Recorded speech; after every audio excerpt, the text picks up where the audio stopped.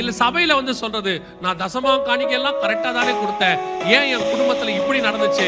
நிச்சயம் சொல்றேன், நீங்க கரெக்டா கர்த்தர் சொன்ன வசனத்தின்படி குடும்பத்தை நடத்தினா ஒரு நாளும் பிரச்சனை வரவே வராது. இது 2000 வருஷத்துக்கு போதுமான புஸ்தகம். தேவையானதை கர்த்தர் எழுதி கொடுத்திருக்கிறார்.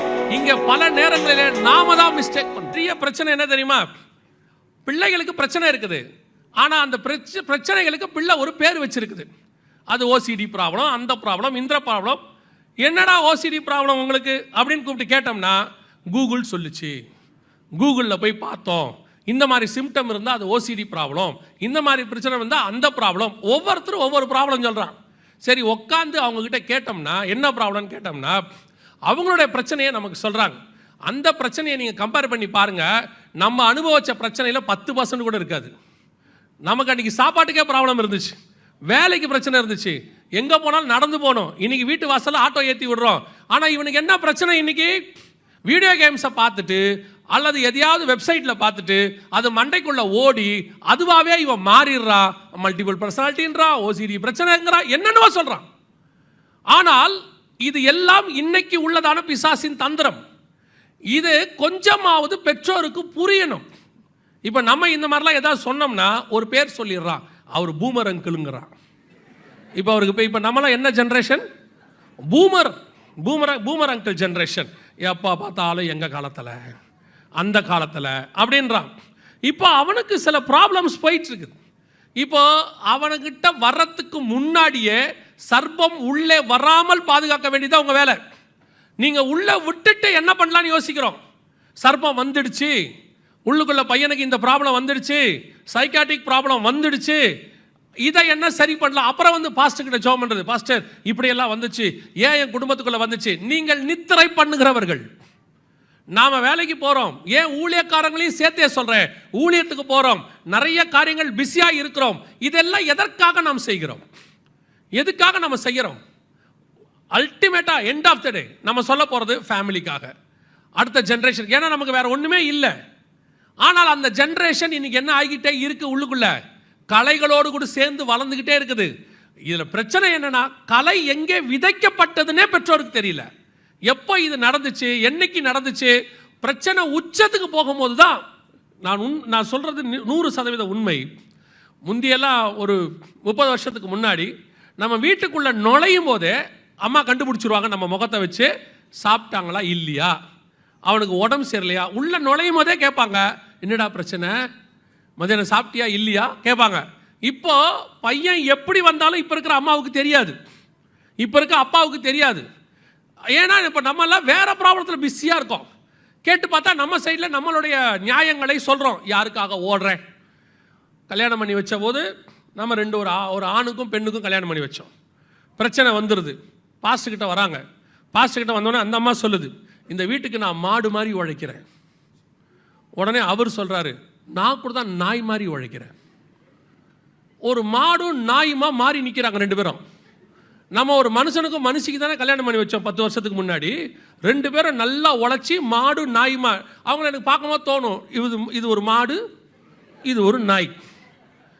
ஏன் அவ்வளோ கஷ்டப்பட்டு உழைக்கிறிய? மாடு மாதிரி நாய் மாதிரி உழைச்சி இப்போ உங்கள் கண்ணுக்குட்டி என்னாச்சு, உங்கள் நாய்க்குட்டி என்னாச்சு? அப்படி தான் கேட்க வேண்டியிருக்கு.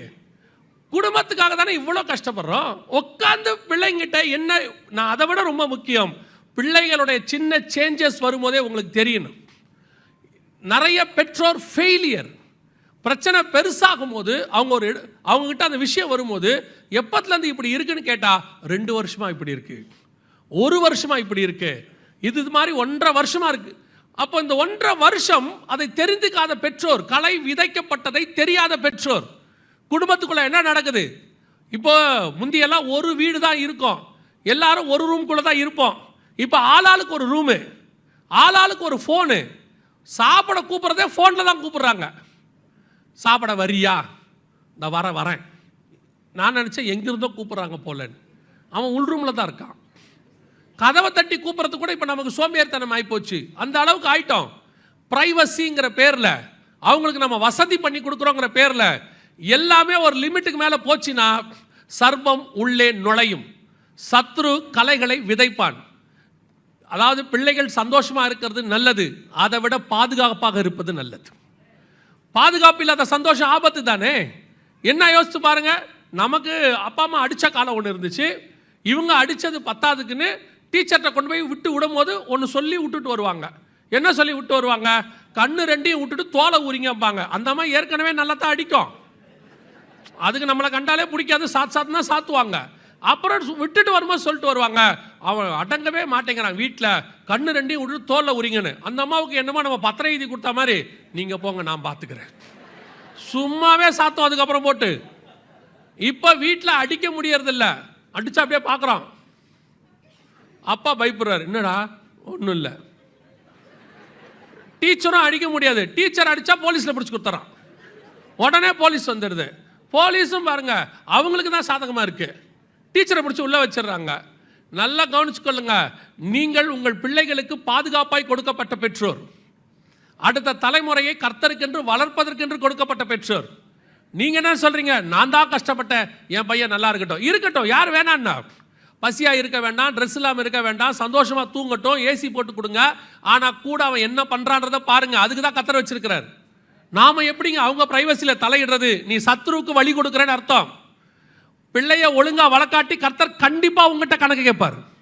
நான் உங்ககிட்ட வளர்த்து கொடு என்று பிள்ளையை கொடுத்தேனே, நீ என்ன செய்தேன்னு கேட்பார்.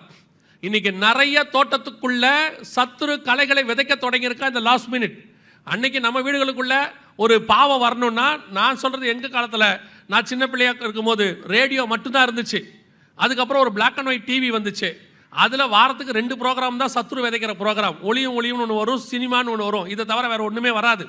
இப்போ அப்படி இல்லை, எல்லா பாவமும் செல்ஃபோனில் கையில் வந்துடுச்சு. இந்த கொரோனாவுக்கு முன்னாடியாவது செல்ஃபோனை கொடுக்காதீங்கன்னு சொல்லிக்கிட்டு இருந்தோம். இப்போ நம்மளே நம்ம வாயால் செல்ஃபோன் கொடுக்குற அளவுக்கு வந்துருச்சு கொரோனாவில். ஆன்லைன் கிளாஸு, ஆன்லைன், இப்போ வாட்ஸ்அப்பில் தான் எல்லா ஸ்கூல்லேருந்து எல்லாத்தையும் அனுப்பி விட்றாங்க. நம்ம ஒன்றும் கேட்கவும் முடியல. ஸோ ஃபோனையும் கொடுத்தாச்சு. எல்லா வகையிலையும் பிசாசு வகை தேடி சுற்றி திரிகிறான். தோட்டத்துக்குள்ள சர்ப்பம் நுழையாமல், சத்ரு உங்கள் வயலில் களை விதைக்காமல் இருக்கணும்னா அதை காவல் காக்கிற பொறுப்பை கர்த்தர் உங்கள் கையில் கொடுத்திருக்கிறார். You don't want to be a dictator. திருப்பியும் சொல்கிறேன், நீங்கள் சர்வாதிகாரியாக இருக்க வேண்டாம், அதிகாரியாக இருங்கள். சர்வாதிகாரம்னா உங்கள் இஷ்டத்துக்கு பிள்ளைய போட்டு இப்படித்தான் இருக்கணும் திருப்புறது, நான் அதை சொல்லலை. உங்கள் பிள்ளைக்கு பாதுகாப்பாக இருங்க. எங்கே போனேன் எங்கே போகிறேன்னு கேளுங்க. நான் போகிறேன், எங்கே போகிறேன், போகிறேன் வருவேன், ஏன் போகும்போதே எங்கே போகிறீங்கன்னு கேட்குறீங்க. எப்படா வருவேன்? வருவேன் 7 மணிக்குள்ளே வருவேன், 8 மணிக்குள்ளே வருவேன், இப்படி தான் சொல்கிறாங்க இன்றைக்கி இருக்கிறவங்கள. முந்தைய நம்ம அப்படி சொல்ல முடியாது இல்லையா? ஆனால் இப்போவும் கேட்க வேண்டிய அதிகாரம் உங்களுக்கு இருக்கு. பிள்ளைங்க எங்கே போகுதுன்னு உங்களுக்கு தெரியணும், என்ன பண்ணுதுன்னு தெரியணும். இதை ஒரு சில பெற்றோர் எல்லாம் அட்வான்டேஜாக ரொம்ப பேசுறது. என் பையனை ஒன்றும் கேட்க முடியாது, ஒன்றும் சொல்ல மாட்டான், அவன் வரும்போது தான் வருவான், போகும்போது தான் போவான். இது ஒரு பெருமை அவங்களுக்கு, இதில் ஒரு சந்தோஷமா அவங்களுக்கு? சொல்லுங்கள். உங்கள் குடும்பத்தினுடைய மிக முக்கியமான காரியம் உங்கள் கையில் இருக்கிறது. பண்படுத்தவும் காக்கவும் வைத்தார். இது நான் வெறும் பிள்ளைகளுக்காக மட்டும் சொல்கிறேன்னு நினைக்காதீங்க, முழு குடும்பத்துக்கும் சொல்கிறேன். முழு குடும்பத்திலையும் யார் என்ன செய்கிறாங்கன்றது உங்களுக்கு தெரியணும். சந்தேகப்பட வேண்டாம், பாதுகாப்பாக இருக்கணும். எல்லாத்தையும் இழந்துட்டு தேவ சமூகத்தில் போய் நின்னீங்கன்னா சில ஆட்கள் இவங்க செய்ய வேண்டிய ரெஸ்பான்சிபிலிட்டி, டியூட்டியே செய்ய மாட்டாங்க. பிரச்சனை வந்துடும். அப்புறம் ஆண்டவர்கிட்ட வந்து அழுவுறது, இல்லை சபையில் வந்து சொல்கிறது, நான் தசமம் காணிக்கையெல்லாம் கரெக்டாக தானே கொடுத்தேன், ஏன் என் குடும்பத்தில் இப்படி நடந்துச்சு? நிச்சயம் சொல்கிறேன், நீங்கள் கரெக்டாக கர்த்தர் சொன்ன வசனத்தின்படி குடும்பத்தை நடத்தினா ஒரு நாளும் பிரச்சனை வரவே வராது. இது 2000 வருஷத்துக்கு போதுமான புஸ்தகம். தேவையானதை கர்த்தர் எழுதி கொடுத்துருக்கிறார். இங்கே பல நேரங்களிலே நாம தான் மிஸ்டேக் பண்ணுறோம்.